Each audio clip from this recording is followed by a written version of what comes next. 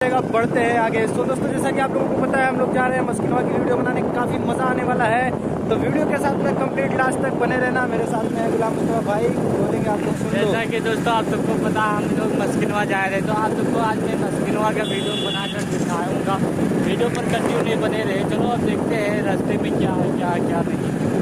बहुत मज़ा आने वाला है। मस्किनवा की पहली बार इसी वीडियो चैनल पे आ रही है, तो काफ़ी मज़ा आने वाला है। वीडियो के साथ में कंप्लीट लास्ट तक बने रहना। तो गाइस मस्किनवा जाने के लिए कुछ इस तरीके का रास्ता है जो कि बहुत ही मस्त है। मतलब गौरा चौकी से लेके मस्किनवा तक का, मनगापुर तक का रास्ता बहुत ही भारी है। मतलब आप लोग ये रास्ते पर गाड़ी चलाते हैं ना भाई, तो बहुत ही मज़ा आने वाला है।